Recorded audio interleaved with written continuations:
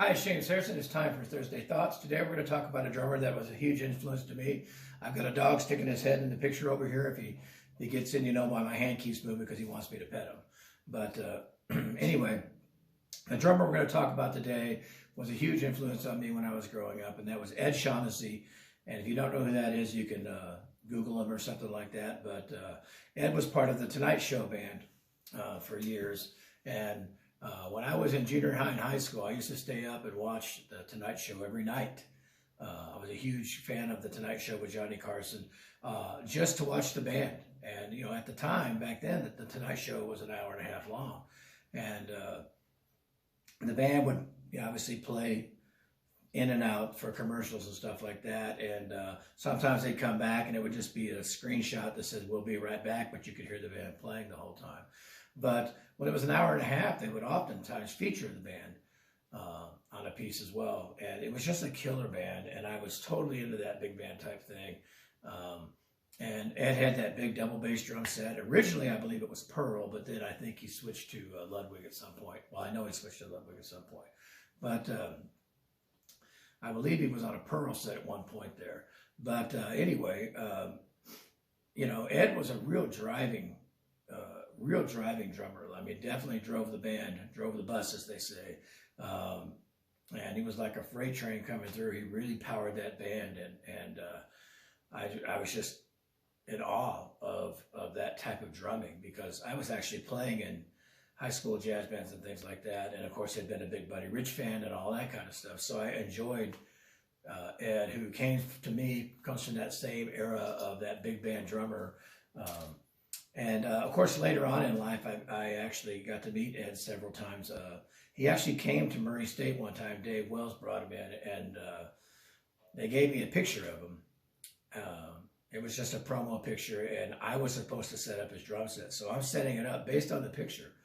And I'm sitting there playing on it, and he comes in. I felt pretty small at that moment, pretty awkward. You know, here it is, his drum set. And I said, "Oh, I was just checking it out, testing, you know, making sure I set it up correctly." And he sat down behind it and wailed for a while, and he autographed the picture, and I still have it. Actually, I think I'm going to put it on my back wall here. But he gave a clinic, and I think he came in as part of a Quad State Festival or something like that. And I got to meet him in person then. He was very gracious, very kind. Interesting character. Had the big sideburns and the big square glasses, and he had like a big turquoise type of medallion he wore, you know.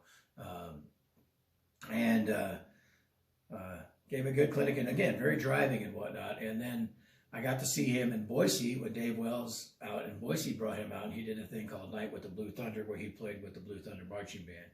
And of course, I got to see him there, and he did a clinic as well. And then I saw him at PASIC a couple times doing clinics, but I always saw him just walking around. So I would always, you know, go shake his hand or something. I think 2 or 3 times I got his autograph. I think I got an autograph, a book of his that I bought the last time I saw him. But he's one of those, you know, drummers that came from that era of the big band, the Louis Bellsons and the Buddy Riches, which I've already talked about those guys. But Ed Shaughnessy's right there in that camp to me. And one of my good friends named John Dittrich, who I'll talk about down the road here at some point, is well, he just retired from being the drummer for Restless Heart, which is a very, very good country band. And John actually plays the drums and sings. And I got to be friends with John when I brought him into Boise to do a clinic. And through our just talking, found out that he was a huge Buddy Rich fan as well, but also had studied with Ed Shaughnessy. So I was just like, "You're kidding." So pick his brain, you know, and everything I could. And then, you know, so anyway, Ed was just one of those guys, and I would watch. And it was even more of a treat when I watched The Tonight Show and they'd have Buddy Rich or Louis Bellson as a guest. I don't remember if I ever saw Louis Bellson do a drum battle with Ed Shaughnessy, but I know Buddy Rich did at least one. So anyway, that was just part of that era. And, you know, when it went to Jay Leno, that was a great band, don't get me wrong. I just missed that big band sound. I really liked it when Conan had the horns. I thought that was cool too. But I really missed that big band, the Doc Severinson led, Tonight Show band. And then I believe it was in the 90s that the Tonight Show band put out some CDs that were just fabulous and whatnot. So if you ever find them, I know they did two. They may have done three, but the first two are really good. So anyway, Ed Shaughnessy's definitely a drumming hero of mine, and he had his own ride cymbal that was from Sabian for a while, where he had his outline of his glasses and his sideburns. That's kind of his trademark there, But anyway, I definitely was influenced by Ed. He would do a lot of that stick shot thing, and he really had that. He would chat and mumble and while he played and everything, and he was pretty much into that Middle Eastern Indian type of counting. And if I'm saying that wrong, I apologize, but it was that takadimi, takadimi, and he would do solos and do that, and then do some of the rhythms and stuff like that. So anyway, very influential drummer.